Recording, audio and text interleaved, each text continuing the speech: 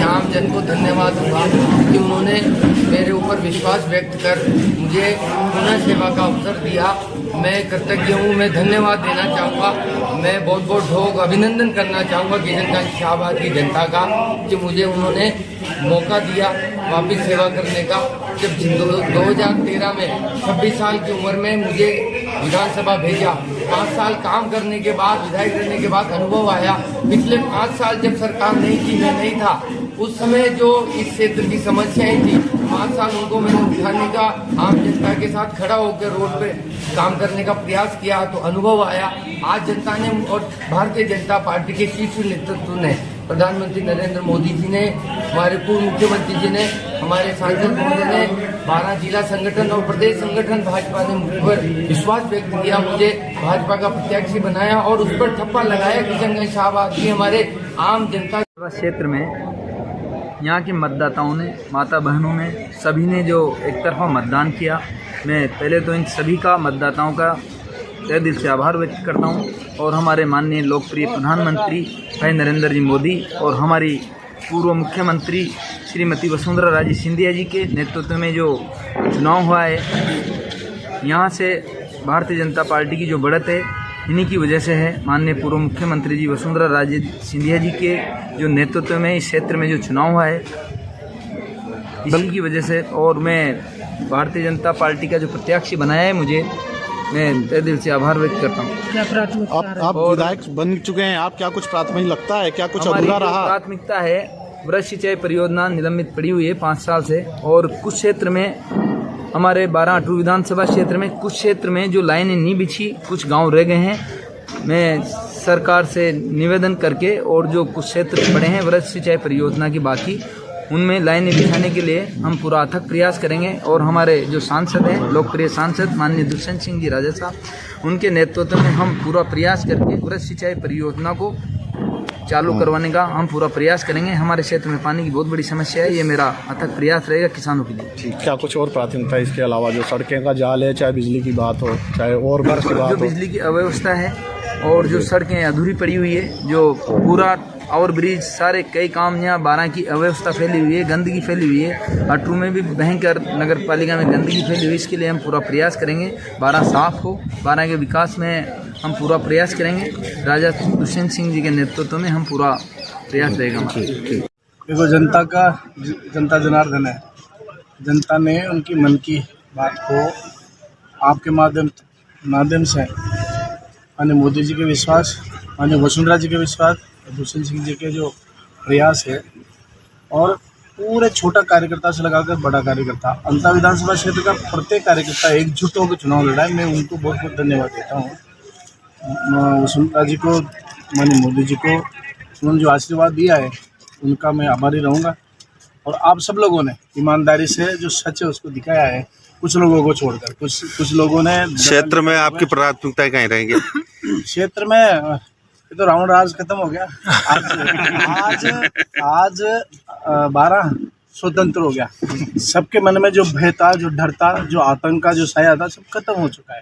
आज मैं समझता हूँ हर घर में एक दीपक जलेगा। जिसके परिवार में अपराध हुआ है, जिसके परिवार में किसकी माँ गई है, किसी की बहन गई है, किसी का भाई गया है, बहुत बड़ा इस व्यक्ति ने जनता के साथ बहुत बड़ा वो किया है।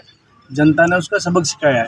मुझे चुनाव जिताने के लिए अंता की जनता के साथ साथ पूरे झालावाड़ 12 के लोगों ने, जो आ सकता था उसने आके मदद करी, जो नहीं आ सकता था उन्हें ईश्वर से प्रार्थना करके मदद करी, अगरबत्ती लगा के मदद करी। मैं उनको भी बहुत बहुत धन्यवाद देता हूँ, जो बिल्कुल मन से मेरे साथ था, जिसने आत्मा से मेरा मदद किया है। और आप सब लोगों ने मदद किया है। मैं खामखेड़ा बालाजी का डोग देके आया था, मेरा यहाँ कोई भी नहीं था। मैं तो मैं रास्ता जानता था, न मैं कार्यकर्ता को ज़्यादा। लगता है आपको जनता ने चुन के भेजा है, तो जनता की आशाओं पर खरा उतरने की कोशिश करेंगे। वैसे इस चुनाव में जो विक्ट्री मिली है 4 सीटों पर, उसमें मोदी जी की यहाँ पर सभा, वसुंधरा जी का नेतृत्व, वसुंधरा जी का जगह जगह घूमना, मैं मानता हूँ मोदी जी और वसुंधरा जी की देन है कि ये 4 सीटें भारतीय जनता पार्टी के खाते में गई है। इसके साथ साथ मैं यहाँ के प्रशासन को निवेदन करना चाहूँगा कि इतना ढीला वाला प्रशासन जो किसी की भी जान ले लो, किसी को प्रशासन को कोई परवाह नहीं है। आज भी कुछ असामाजिक तत्वों ने मेरे ऊपर हमला किया और पुलिस का एक जवान नहीं था। मैं समझता हूँ इससे निंदनीय बात एसपी और कलेक्टर के लिए कुछ नहीं हो सकती। ये दोनों मूक बने खड़े हैं, पीछे पुलिस पीछे खड़ी है, आगे आदमियों पे वो गाड़ी को तोड़ने की कोशिश की जा रही है, हंट नारे लगाए जा रहे हैं और पुलिस मूक दर्शक बनकर देख रही है। तो सबसे पहले तो मैं पुलिस को और पुलिस प्रशासन को और जिला कलेक्टर के नाते जिला कलेक्टर को भी दोनों की निंदा करता हूं कि उनका ये लुंज-पुंज जो उनका लुंज-पुंज कार्यशैली है, इस वजह से इस प्रकार की घटनाएं यहाँ लगातार घट रही है। पहले भायाजी के साथ हुई, आज मेरे साथ हुई, कल किसी और के साथ भी हो सकती है।